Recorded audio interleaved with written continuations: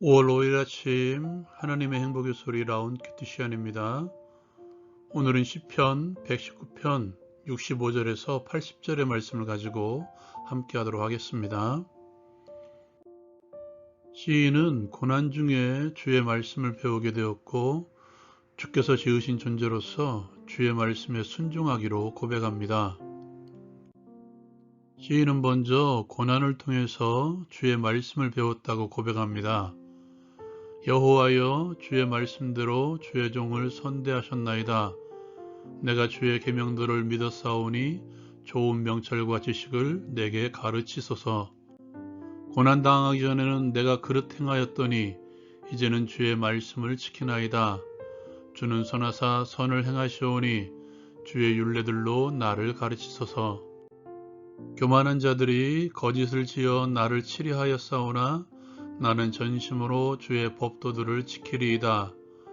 그들의 마음은 살져서 기름덩이 같으나 나는 주의 법을 즐거워하나이다. 고난당한 것이 내게 유익이라 이로 말미암아 내가 주의 율례들을 배우게 되었나이다. 주의 입의 법이 내게는 천천 금은보다 좋으니이다. 시인은 이제 주께 지음받은 존재로서 고난 중에도 주의 말씀을 계속해서 지킬 것임을 고백합니다. 주의 손이 나를 만들고 세우셨사오니 내가 깨달아 주의 계명들을 배우게 하소서. 주를 경외하는 자들이 나를 보고 기뻐하는 것은 내가 주의 말씀을 바라는 까닭이니이다. 여호와여, 내가 알거니와 주의 심판은 의로우시고 주께서 나를 괴롭게 하심은 성실하심 때문이니이다. 구하오니 주의 종에게 하신 말씀대로 주의 인자하심이 나의 위안이 되게 하시며 주의 긍휼히 여기심이 내게 임하사 내가 살게 하소서. 주의 법은 나의 즐거움이니이다. 교만한 자들이 거짓으로 나를 엎드려뜨렸으니 그들이 수치를 당하게 하소서. 나는 주의 법도들을 작은 소리로 읊조리리이다. 주를 경외하는 자들이 내게 돌아오게 하소서. 그리하시면 그들이 주의 증거들을 알리이다. 내 마음으로 주의 율례들에 완전하게 하사 내가 수치를 당하지 아니하게 하소서. 적용을 위한 나눔의 시간. 먼저 고난이 유익입니다. 고난을 좋아하는 사람은 없죠. 누구나 하나님의 축복을 기대합니다. 그것이 사람들의 보통 마음이죠. 고난을 즐겨하고 고난을 찾아 감당하는 사람은 없습니다. 성경도 적극적으로 고난을 찾아가며 감당하라고 말씀하시지는 않은 것 같습니다. 성경은 끊임없이 삶을 살아가다가 다가오는 고난에 대해서 감당하라고 말씀하고 있죠. 왜냐하면 그 고난이 다시 하나님 앞에 나를 십자가 앞에 엎드리게 하기 때문이죠. 오늘 말씀에서는 이렇게 표현하고 있죠. 고난당한 것이 내게 유익이라 이로 말미암아 내가 주의 율례들을 배우게 되었나이다. 주의 말씀과 관계없는 평안한 삶이 지속된다고 해서 그것이 결코 축복일 수는 없습니다. 시인은 이렇게 표현하고 있죠. 주의 입의 법이 내게는 천천 금은보다 좋으니이다. 나의 삶 가운데 편안한 삶, 나의 잘되는 삶, 물질에 고민이 없고 삶에 고민도 없이 잘 풀려나갈지라도 내 입에 주의 말씀이 없다면 그것은 하나님이 주는 평안이 아닙니다. 진짜 하나님이 주신 평안은 하나님을 찾는 삶, 하나님의 말씀을 내 입에 두는 삶이죠. 그래서 시인은 고난을 유익이라고 말씀하고 있습니다. 그 고난 가운데에서 하나님을 발견했기 때문이죠. 정확하게 말씀드리면 고난 가운데에서 하나님을 찾았기 때문입니다. 그는 하나님을 찾기 위해서 말씀을 가까이 하고 말씀의 참된 의미를 알았기 때문입니다. 그렇기에 그는 고난당한 것이 유익이라고 선언하고 있죠. 어려움 가운데 있습니까? 하나님을 발견하기 위한 하나님의 솜씨입니다. 하나님의 말씀으로 우리를 이끌기 위한 하나님의 또 다른 은혜의 방편이죠. 그 은혜를 누리십시오. 고통이 깊을수록 더욱더 하나님의 말씀 앞에 하나님의 말씀의 절정인 십자가 앞에 나아가 하나님을 발견하십시오. 그것이 우리의 할 일입니다. 약할 때 그리스도의 강함을 발견했던 바울처럼 말입니다.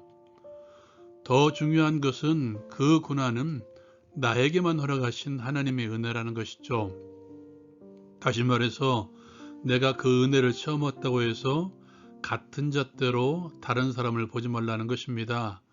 같은 고난을 당하고 있는 그 사람에게 하나님이 원하시는 모습은 또 다를 수 있기 때문입니다. 나도 이렇게 했으니까 너도 이렇게 하는 게 맞아가 아니죠. 이것은 스스로 깨달아야 되는 하나님의 축복입니다. 두 번째로 나누기를 원하는 것은 주께서 나를 만드셨다고 시인은 고백하고 있습니다. 주의 손이 나를 만들고 세우셨사오니 내가 깨달아 주의 계명들을 배우게 하소서. 이것이 시인의 고백이죠. 주께서 나를 만들고 세웠다고 알게 된 이후로 그는 말씀으로 돌아갑니다. 왜냐하면 주의 말씀에 나를 만드신 목적들이 있었기 때문이죠. 구약과 신약에서 우리를 만드신 목적에 대한 말씀이 존재하죠. 이 백성은 내가 나를 위하여 지었나니 나의 찬송을 부르게 하려 함이라. 이사야에 기록된 말씀이죠. 우리는 그가 만드신 바라 그리스도 예수 안에서 선한 일을 위하여 지으심을 받은 자니, 바울 사도가 에베소 교회에 보낸 편지 가운데 담겨진 하나님의 말씀입니다. 우리는 하나님께서 만드신 존재들입니다. 선한 일을 위하여 지으심을 받은 존재들이죠. 하나님께서 원하시는 선은 하나님의 말씀 가운데 담겨져 있습니다. 시인은 이것을 깨달았기 때문에 하나님의 말씀을 배우기를 원했고 하나님의 말씀을 바란 것이죠. 또한 그것이 하나님을 찬양하는 삶입니다. 우리는 하나님의 선한 일을 위해 지으심을 받은 자들입니다. 또한 하나님께서는 우리의 선을 위해서 역사하시는 분이시죠. 하나님께서는 우리를 선한 일을 위해서 떠오르는 고난으로, 때로는 잘됨으로 우리를 이끌어 가십니다. 선한 일을 감당하는 사람들, 주의 말씀을 모든 것으로 여기는 이들로 세우시기를 원하시는 하나님. 우리의 할 일은 시간에서 하나님의 원하시는 선을 발견하고 행하는 것입니다. 그것이 하나님을 찬양하며 주를 경외하는 삶이죠. 적용을 위한 기도. 현재 주어진 고난은 장차 주어질 영광을 위한 연단임을 알게 하시고 고난의 유익을 누리게 하옵소서. 고난을 통해서 나를 빚어가시는 하나님의 마음을 깨달아 말씀을 통해 하나님의 선을 이루게 하옵소서. 예수님의 이름으로 기도합니다. 아멘. 우리는 하나님의 선을 위한 작품들이죠. 우리의 선을 위해 역사하시는 하나님과 동역하는 하루가 되시길 원합니다. 라온 큐티 마칩니다.